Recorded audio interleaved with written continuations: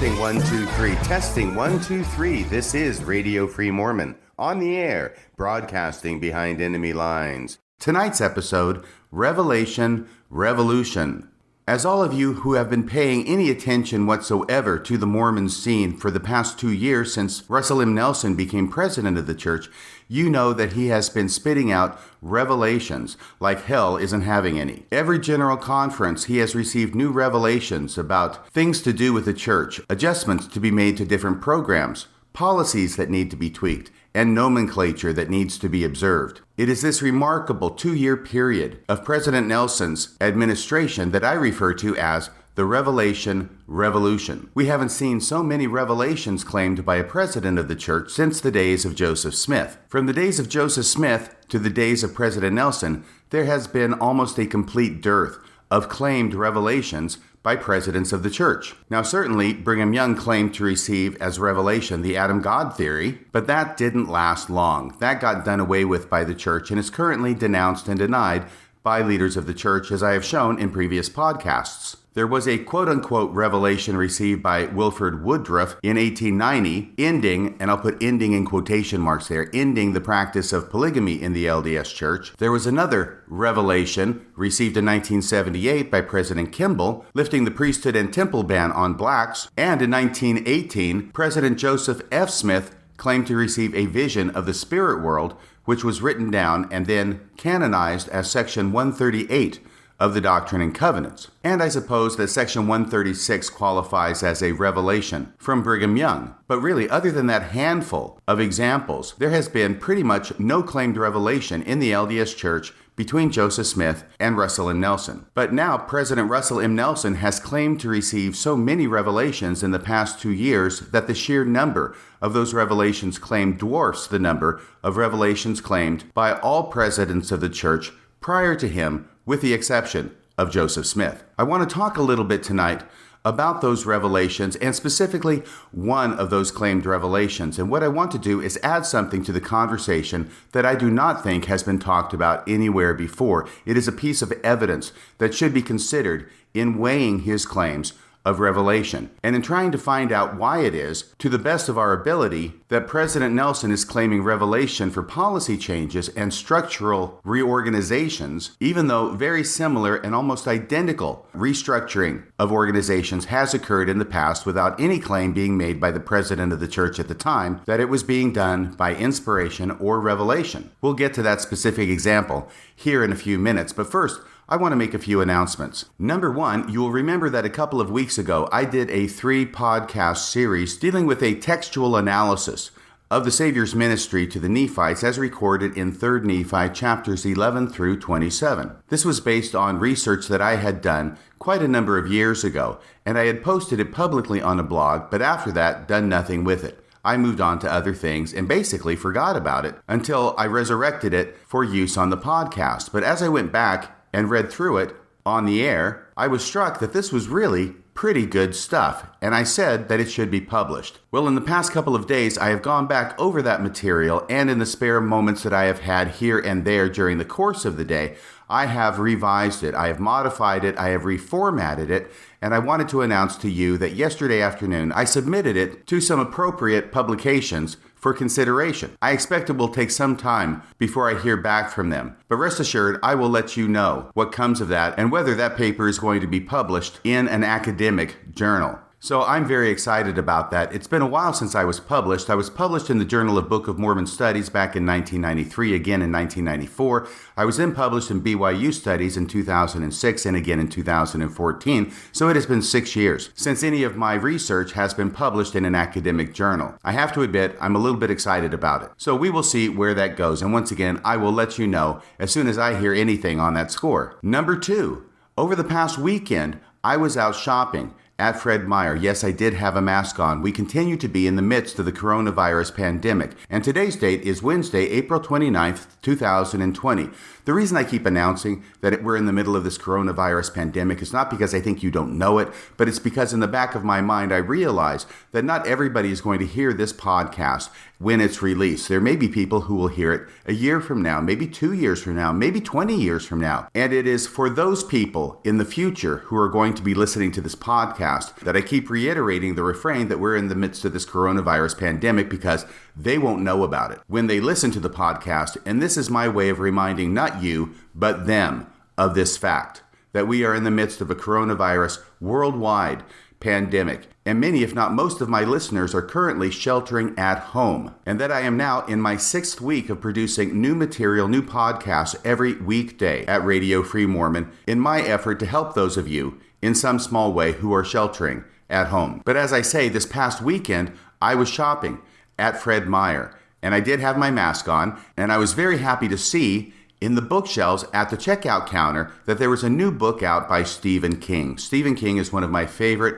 authors. I have been reading his book since 1985 when I started with a borrowed copy of Skeleton Crew. After that, I was hooked. And I have read pretty much everything that Stephen King has written, and some of it twice. Longtime listeners to this program will remember that at one time I even quoted a passage from his book, It, in support of some point or other that I was making that had to do with the LDS Church. Well, this new book by Stephen King, which of course I had to grab immediately, is titled If It Bleeds. And when I got it home, I opened it up and I found out that this is not a novel. This is a collection of 4 short stories, similar to the 4 short stories that he published back in the 1980s under the title Different Seasons. 2 of the short stories in that book, Different Seasons, came to have a life of their own and were made into very, very popular movies. His story titled The Body got made into the very famous and very good movie Stand By Me, and another short story in that book was made into yet another very popular movie called The Shawshank Redemption.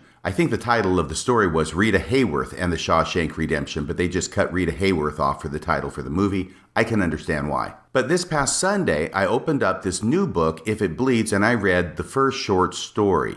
I've got to tell you, I was blown away. I was so delighted because this is classic Stephen King. It is one of the best short stories I have ever read by Stephen King, and I am happy to say that even this late in his writing career, he is still able to create such a masterpiece of a story. Oh, and the name of the story is Mr. Harrigan's Phone. And we learn a number of things from this story. Mr. Harrigan is a very old, somewhat mysterious, but definitely very rich man who has moved into a rural neighborhood about a quarter mile up the road from a young man who is telling this story. And Mr. Harrigan has this young man come over to his house a couple of hours every other day or so, simply to read to him. Now, I'm not going to go over the entire story here. I'm not going to do any spoiler alerts. But one thing I will say that we learned from this book is that if you have a friend who is old, or even a family member who is very old, in this case, it's an old man who becomes a friend of this boy, and that old man ends up passing away, you should probably not put a cell phone into his inside jacket pocket as he lays in the coffin during his funeral. Now, this young boy did it with all the best of intentions because he knew that the cell phone, which was a gift from the young boy to the old man, was very dear to the old man, and so this young boy wanted him to be able to have it with him in his casket. Now, if you've made that first mistake of putting a cell phone into the coat pocket of a person who's just about to be buried, the second thing that you definitely don't want to do is then call that cell phone from your cell phone in the middle of the night to hear the voice recording so that you can hear the voice of this old man who is your dear friend once again. That's probably not a good idea, at least not in the world of Stephen King. Now, more than that, I'm not going to say, except for the fact that that happens halfway through the story. And believe me, things start picking up from there. But even more important than that lesson is the scene that happens earlier on when this boy is trying to give a gift of this cell phone. It's a new phone. It's 2004 at the time, I believe. A new smartphone to this old man as a present. It is new technology. The old man is hesitant to accept it. He eventually does when he sees that the stock market can be accessed through an app on the phone, which is a minor miracle as far as this old man, Mr. Harrigan, is concerned.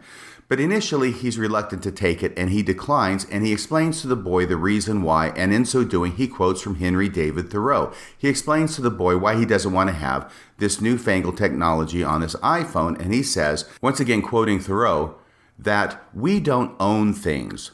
Things own us. The boy, of course, doesn't understand, so the man explains. He says, well, look, if I get a television set, he doesn't have a TV in his house. If I get a television set, then I am going to feel that I need to watch it, and it's going to take time away from my life. If I get a radio, he doesn't have a radio either. If I get a radio, I'm going to feel like I need to listen to it. And if I take your cell phone, then I'm going to feel like I need to spend time accessing the apps and different information that you're showing me I can access on this smartphone. And in this way, we don't own things, things own us. And when I read that, I was reminded of another quote from Henry David Thoreau along the same lines. A man is rich in proportion to the number of things which he can afford to let alone. Yes, that's Henry David Thoreau, all right. A man is rich in proportion to the number of things which he can afford to let alone. And when I read the quote in the Stephen King story about how we don't own things, things own us, it struck me again how deep and penetrating Henry David Thoreau's insights were, how much applicability they have in my life, and I wanted to share it with you in case it might have some application in your life as well. Okay, so those are the only announcements for tonight. Let's get right on to the subject of tonight's podcast, the Revelation Revolution. Now, it has sometimes been said that we can look back at the administrations of different presidents of the LDS Church and identify a specific theme. This goes back at least as far as the first president that I knew when I joined the church in 1978, and that was Spencer W. Kimball. His main thrust was, of course, missionary work. He was famous for saying, "Lengthen your stride." The next president of the church, who took over from President Kimball, I believe in 1985, was Ezra Taft Benson, and his main message was focusing on the Book of Mormon. After President Benson was the rather short presidency of Howard W. Hunter, but even though his tenure as president was short, he managed to establish a message of focusing on temple work. Then came President Gordon B. Hinckley, and I'm honestly not exactly sure what the main focus of President Hinckley's presidency was, but I do know that during his presidency, the LDS Church was unprecedentedly open, at least in the way that the president of the church communicated with the outside world. I do not believe we had ever had a president of the church who was willing to go on nationally televised TV shows such as Larry King or be interviewed by national publications such as Time magazine. But President Hinckley was not reluctant to do so, and I remember feeling a great deal of pride as a member of the church at having a president and prophet who was willing to go out there in such public forums, submit himself to questions. Oh, and 60 Minutes too, 60 Minutes. He was on 60 Minutes, right. But submit himself to questions from non-members, even from people whose career was asking questions, investigative reporters such as Mike Wallace on 60 Minutes, or Larry King on The Larry King Show, or even reporters from Time magazine. We had never had a prophet like that prior to President Hinckley, and after President Hinckley, we have not had a president again who was willing to do that. Then came President Monson, and I think that President Monson's 10-year presidency is probably characterized by the rescue. And I think that what lay behind that was mainly that during his presidency, we were beginning to see an awful lot of members leaving the church. And his idea of the rescue was to send members out after those people who had left the church with the hope of bringing them back. But now we are into President Nelson's administration. And I am not sure that I could ever possibly identify one single thing that is the focus of his administration. Because there's not one thing, there seem to be a million things. He has been president of the church for only 2 years, and last night when I was trying to think about all the different changes he's made in the practices and policies and nomenclature of the church, I had difficulty listing them all. And I'm paying attention. And one wonders sometimes whether all of these changes that President Nelson is making are like rearranging chairs on the deck of the Titanic. It also reminds me of yet another quote from Henry David Thoreau, this one quite famous, and I'm sure you've heard of it.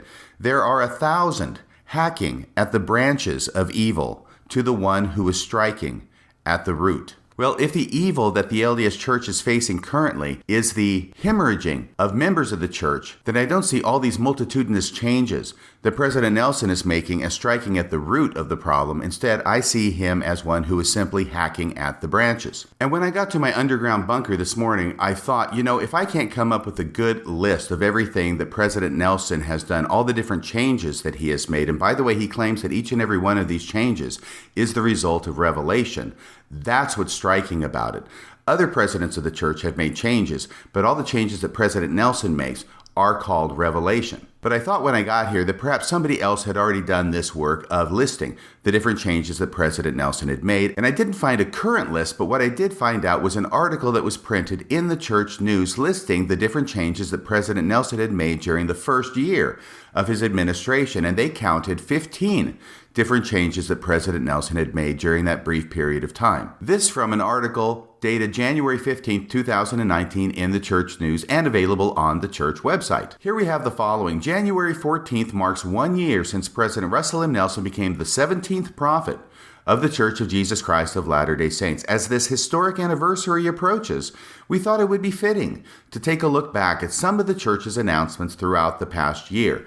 Now, I'm not going to read this whole article. I'm just going to hit the bullet points. Number one, priesthood quorums are restructured. You will remember that this was one of the first changes that President Nelson made. And I believe that this was during the very first General Conference in which he was president of the church, and it was in the priesthood session of that General Conference of April 2018. And that was where they basically did away with the high priest group in every ward and combined the high priest with the elders quorum. This is a change that I'm going to come back to later in this program, and this is the change I'm going to focus on and compare it to a similar type of administrative change that was made back in the 1980s. But number two was ministering replaces home and visiting teaching. And as best as I could tell, what this change amounted to was that home and visiting teaching, you were supposed to visit your assigned families once a month. Ministering now, you're only supposed to visit them once every 3 months, and you don't have to actually visit them at all. You could just send them a text or make a phone call, maybe send them a letter, and we would call it good. It seemed to be not only changing the name of home teaching and visiting teaching, it seemed to be lowering the bar on what was required. Number three was the church ended its relationship with the Boy Scouts at the end of 2019. And as a result, the church created new children and youth development programs. Number four, there were updates that were announced to the church hymn book and also to the children's songbook. I've got to admit, I had missed that one. Number five, there were new guidelines for youth bishop interviews, which were established. Thank you, by the way, Sam Young. Sam Young is not mentioned as the impetus for this change in this article, but I think we all know that he was the one who caused it to happen. Number six was calling the Church of Jesus Christ of Latter-day Saints by its full name. Oh boy, do we know about that one. Calling it the Mormon Church, victory for Satan. And once again, let me just repeat the words that President Nelson used when he introduced this change, this focus, this obsession of using the entire name of the church every time we refer to it. He said, "The Lord has impressed upon my mind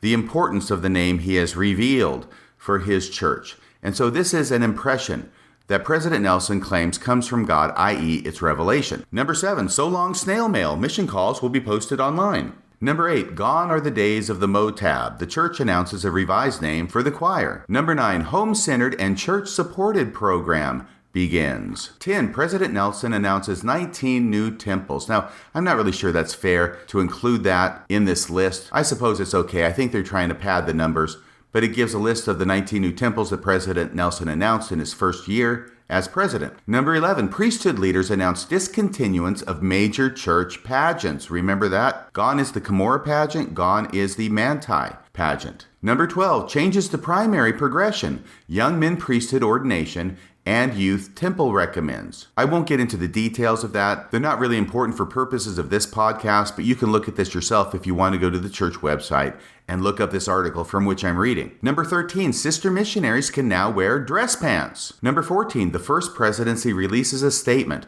on temples. And this was at the very beginning of 2019. This is where they changed some of the language in the temples. They don't talk about the change in the language of the endowment in this article, but they just refer to it obliquely by saying the First Presidency releases a statement on temples. And finally, number 15, new missions and boundary realignments. Well, that's a nice way of saying the church is shrinking, so we're having to combine missions at a rate that is greater than any new missions are being created. I've talked about that in a prior podcast as well. Going to a Salt Lake Tribune article posted in June of 2019. So this article was published 6 months after this 1 year review that I just referred to. We can't forget that he also shortened church meetings from 3 hours to 2 hours. That's another change. He made it so that missionaries can call home weekly instead of twice a year. Service missions are now available to some young people instead of proselytizing missions. A new planning tool was made available to help young adults prepare for missionary service. Oh yes, and couples can now get married in the temple immediately after a civil wedding ceremony instead of waiting for a year to get sealed in the temple if they choose to be married civilly prior to their temple marriage. Women with children under 18 can now be temple volunteer workers,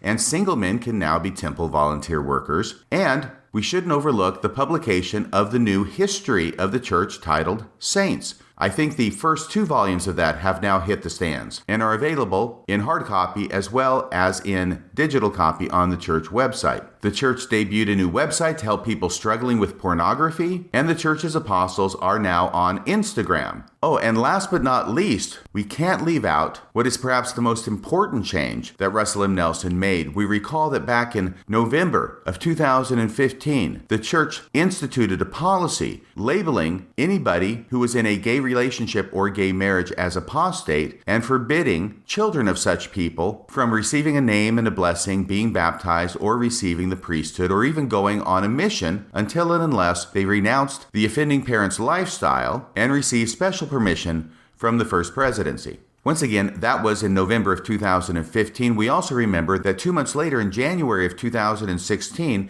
Russell M. Nelson claimed that this new policy was revelation. This was remarkable, and I've talked about this several times before, but the reason it was remarkable is because Russell M. Nelson wasn't the president of the church.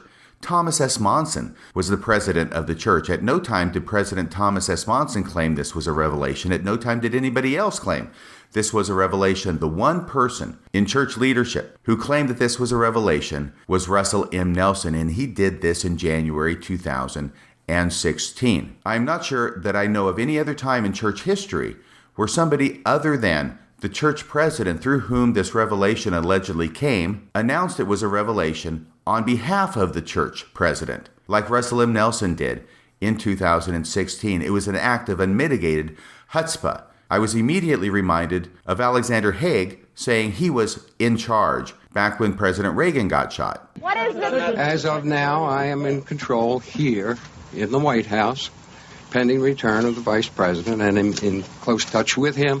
If something came up, I would check with him, of course. Whatever else you can say about the subject, it was clearly very important to Russell M. Nelson to label this new policy as a revelation, which he did in January of 2016, and then the reversal of that policy after Russell M. Nelson became president. And that was back in April of 2019 that this revelation was rescinded. And not only was the original policy claimed to be revelation by Russell Nelson, but the reversal of that policy was also claimed to be revelation by Russell M. Nelson. I think I talked about that more fully in my podcast titled President Nelson Jumps the Shark. But even looking up online, the Salt Lake Tribune article about that reversal, the headline to that article reads, LDS Church dumps its controversial LGBTQ policy, cites continuing revelation from God. I sometimes look at these two revelations together, both the revelation instituting the policy and the revelation reversing the policy just a little bit over 3 years later, and I think of it as the hokey pokey revelation. You know, you keep the gay folks in, you throw the gay folks out, you keep the gay folks in, and you shake them all about. You do the hokey pokey and you turn yourself around. That's what it's all about. Yeah, I made that up. Okay, so there's a smattering of all the different changes. And once again, I've only gone up with lists that were made effective as of June of last year. It's been almost a full year since then, and there have been additional changes that have come along. So it's hard to actually come up with one single focus that would define President Nelson's administration, and why it is that I think that overall his administration should be characterized as a revelation revolution. So now let's go back to that very first change that I talked about, the restructuring of the priesthood quorums. This is one of the first changes that President Nelson made during his administration.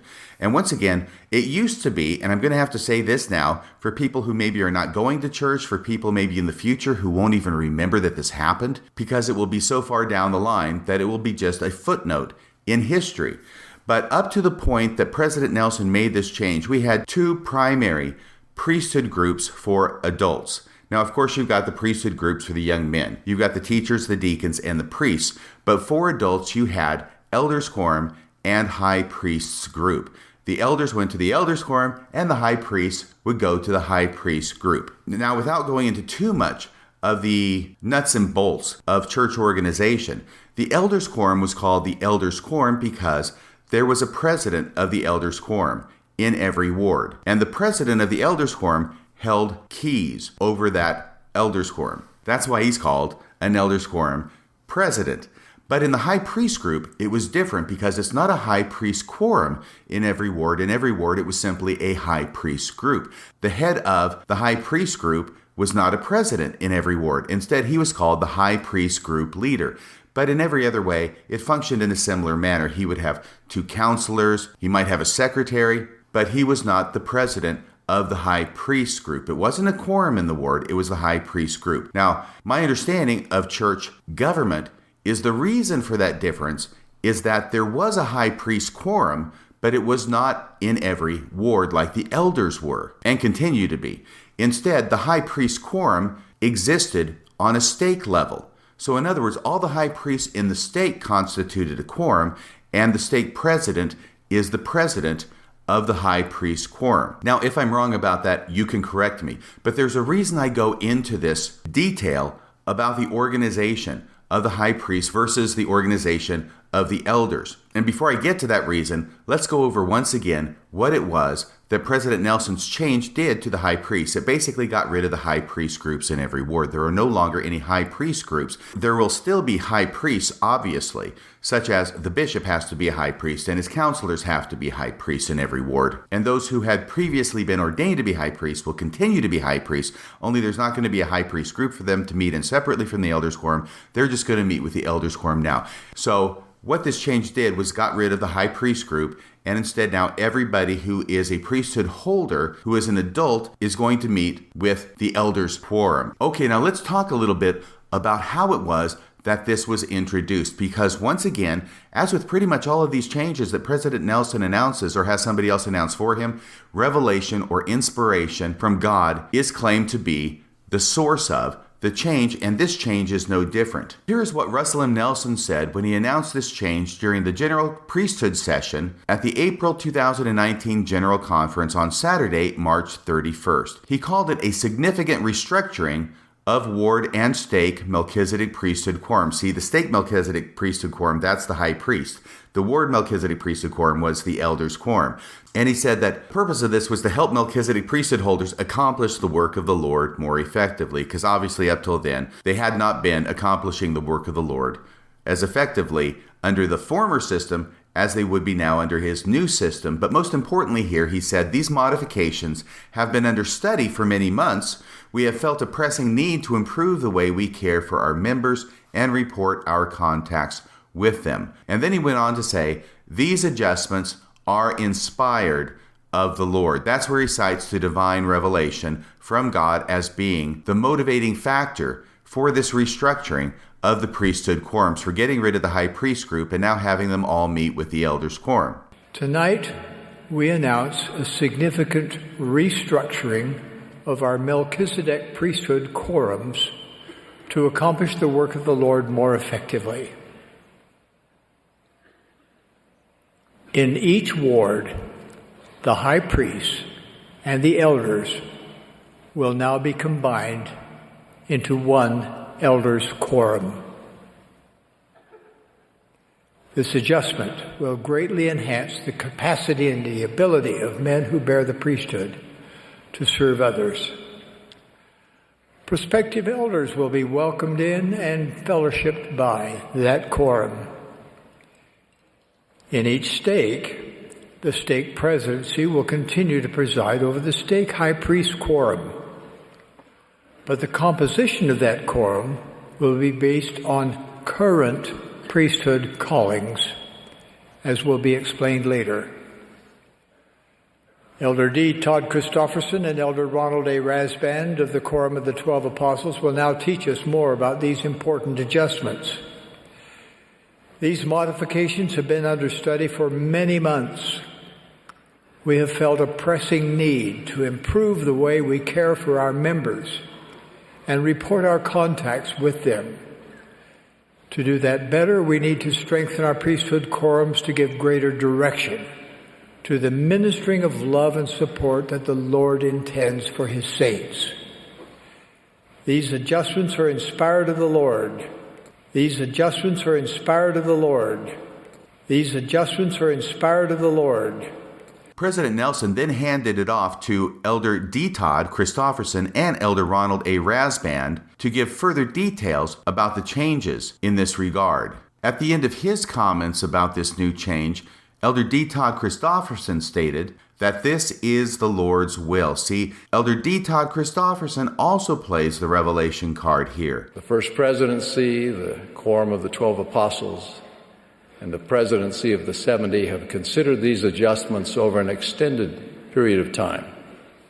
With much prayer, careful study of the scriptural foundation of priesthood quorums, and confirmation that this is the Lord's will, we are moving forward with unanimity in what is in reality one more step in the unfolding of the restoration. The Lord's direction is manifest, and I rejoice in it as I bear witness of Him, His priesthood, and your ordinations in that priesthood. In the name of Jesus Christ, amen. Amen. So not once, but twice, Elder D. Todd Christofferson underscores the claim that this change in the priesthood quorums is the result of revelation from God. Let's see what Elder Rasband had to say on the subject. In his very first paragraph, he says, "My beloved brethren of the priesthood, it is with great humility that I stand before you on this historic occasion, under assignment by our dear prophet and president, Russell M. Nelson. How I love and sustain this wonderful man of God and our new First Presidency.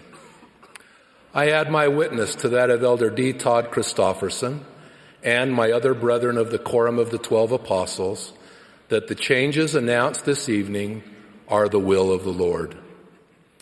As stated by President Nelson, this is a matter that has been prayerfully discussed and considered by the senior brethren of the church for a long time. The desire was to seek the Lord's will and strengthen the quorums of the Melchizedek priesthood.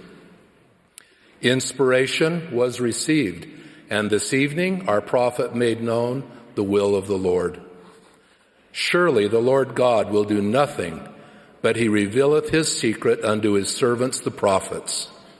How blessed we are to have a living prophet today." So not only President Nelson saying that this is inspired of God, but D. Todd Christofferson saying it's the will of God, and Elder Ronald Rasband saying this is the will of God. In the mouths of 2 or 3 witnesses shall every word be established. And in the Sunday afternoon session, Elder Jeffrey R. Holland gave a talk at the beginning of which he simply gushed over this fire hose of revelation being received by President Nelson, where he said, to paraphrase Ralph Waldo Emerson, the most memorable moments in life are those in which we feel the rush of revelation.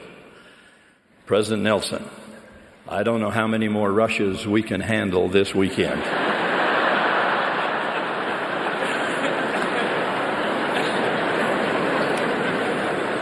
Some of us have weak hearts. But as I think about it, you can take care of that too.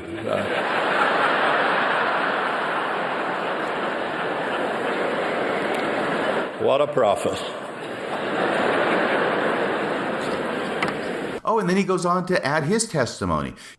In the spirit of President Nelson's marvelous declarations and testimonies last night and this morning, I bear my own witness that these adjustments are examples of the revelation that has guided this church from its beginning.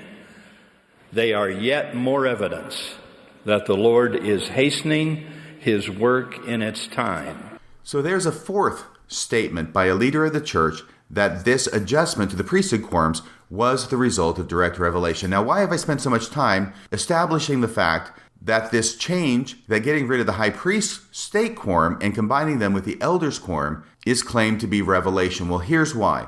Because back in the 1980s, an almost identical move was made by the president of the church. The president of the church at that time being Ezra Taft Benson. And I want to compare how that almost identical restructuring by President Benson was announced compared with the way this new structuring of the priesthood quorums was announced in 2018. But first I have to take you back to the way priesthood was when I joined the church. When I joined the church, there was not simply the elders quorum and the high priest group. There was another quorum for adult priesthood holders, and that quorum was the 70s quorum. Today we just have 70s that are general authorities, but back then 70s were also on a stake level. And the way the 70s quorum was organized back then was pretty much the way that the high priest quorum were organized right before this change 2 years ago. The 70s quorum existed on a stake level, and in each ward, the 70s in that ward would meet during the priesthood hour. And my basic understanding at the time was that pretty much the three different quorums of adult priesthood dealt with the three primary missions of the church.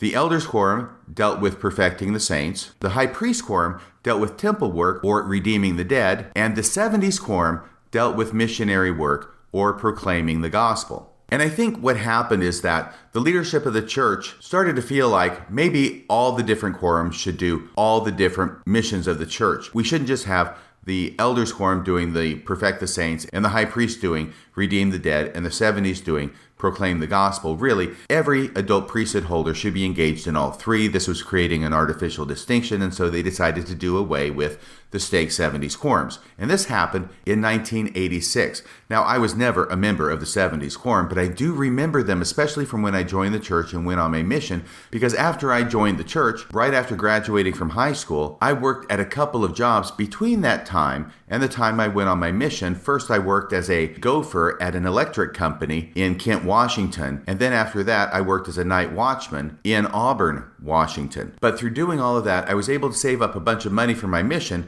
but the money I saved wasn't enough to get me all the way through my mission. It was enough to get me outfitted for my mission, to buy all the clothes and all the supplies I needed to go to the MTC. It was enough to cover the airfare down to the MTC. It was enough to get me through the MTC, and it was enough to get me across the Pacific Ocean and landed in Japan. But after that, my money ran out. And it was my 70s quorum, because once again, they were in charge of missionary work. It was my 70s quorum that was kind enough to pony up half the cost of my mission. From that point on, my parents covered the other half of the cost. So I really appreciated the members of the 70s in my ward. And if it weren't for that, I probably would not have so specific a recollection of their existence. But once again, the existence of the 70s quorum on a stake level is a thing of the past, because it was done away with in 1986, and it was done away with by announcement in priesthood session by then President Ezra Taft Benson. So once again, before I play this audio clip, because I am going to play the audio clip of Ezra Taft Benson making this announcement in priesthood session in October General Conference of 1986 of getting rid of the 70s quorums on a stake level. I just want to underscore once again that this is an almost identical kind of restructuring that happened in 1986 with getting rid of the 70s on a stake level and having the 70s meet with the other groups, with the two remaining groups, high priest or elders quorum, as happened in 2018 with President Nelson, who now got rid of the high priest group and had them meet with the elders quorum. So 1986, we've got three different quorums of adult priesthood in every ward. The 70s are gotten rid of in 1986. We come down to 2018. The high priests are gotten rid of, and now there's just the elders quorum. The cheese stands alone. But here, let me play for you this announcement of this change by President Ezra Taft Benson. And what I want you to notice is the distinct difference in the language that is used, in the way this restructuring is presented. Because what you will notice is that there is absolutely no reference to it being a revelation from God. There's no reference to it being inspired by God. There's no reference to it being the will of the Lord, as we heard from at least 4 speakers in the 2018 April General Conference about the recent change made by President Nelson. Instead, when President Ezra Taft Benson makes the announcement, it is simply a decision that has been made, and it seems to be an effective decision, and therefore the leadership of the church is going to do this, and we've done it, and we're announcing it now to you tonight. Play the tape. This is my humble prayer for each and every priesthood holder in the name of Jesus Christ. Amen. Now, brethren, I would like to read to you a statement recently approved by the First Presidency and the Quorum of the 12. In harmony with the needs of the growth of the Church across the world, the First Presidency and Council of the 12 Apostles have given prayerful consideration to the role of Stake 70's quorums in the Church and have determined to take the following action relative thereto. 1. The 70's quorums in the stakes of the Church are to be discontinued, and the brethren now serving as 70's in these quorums will be asked to return to membership in the elders' quorums of their wards. Stake presidents, in an orderly fashion, may then determine who among such brethren should be ordained to the office of high priest. This change does not affect the first quorum of 70, members of which are all general authorities of the Church. Particular emphasis is to be given to stake missions, to cooperating with the full-time proselyting missionaries by finding, friendshipping, fellowshipping, and fostering member participation in all missionary activities. A missionary-minded elder or high priest will be called as the stake mission president, with his counselors being selected from among the elders or high priests. Additional detailed instructions regarding this announcement will be provided local priesthood leaders by letter from the First Presidency.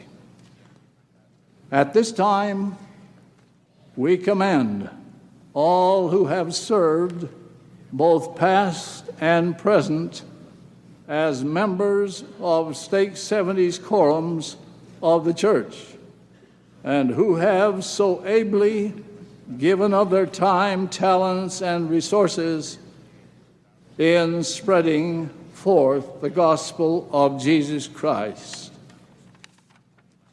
Thank you, my brethren. Peace be with you. The Lord bless you. We feel that this is appropriate in the interest of the farther and farther growth of the Church and kingdom of God. Okay, so now we can compare the announcement made to get rid of the 70's quorum in 1986 by President Ezra Taft Benson and compare that announcement with the announcement in 2018 of President Nelson and his cohort of supportive apostles, Elder D. Todd Christofferson, Elder Ronald Rasband, and Elder Jeffrey Holland, and we can see a distinct difference. 1986, no claim of revelation to make an almost identical change in priesthood restructuring, as was made in 2018, where they can't say it's revelation often enough. So what do we take from this? It is clear that the leadership of the church in the 1980s did not feel compelled to call a restructuring of the priesthood a revelation from God, whereas a very similar restructuring in 2018 is called a revelation from God. Why the difference? I don't know the answer to that. I can only speculate at this point. What I can say for sure is that there is definitely a difference, and I've played you the audio to demonstrate the difference. And one of the reasons I wanted to engage in this exercise is, number one, because I think this is an important piece of the puzzle in the overall picture, this 1986 announcement by President Ezra Taft Benson. When we look at how it is that President Nelson characterizes all of his different changes in the church as being the result of revelation, even though that is not the way it has been in prior administrations with prior presidents. One possibility is that it is simply a difference in personality, that President Nelson sees himself differently than President Benson saw himself, or really that pretty much all the presidents of the church since Joseph Smith have seen themselves. President Nelson sees the ideas that he receives and the pronouncements he makes, even if they have been under consideration by the leaders of the church for years prior to his making the announcement, as the result of revelation, and he wants the members to know it. So it may be a matter of personality. 2, it may be a matter of how it is that President Nelson sees himself as president of the church and how he believes the president of the church ought to behave. It is clear he is differentiating himself in this regard from past presidents of the church, but in his mind, maybe that's okay. He seems to have had a long-time pet project of calling the Mormon church the Church of Jesus Christ of Latter-day Saints and not calling it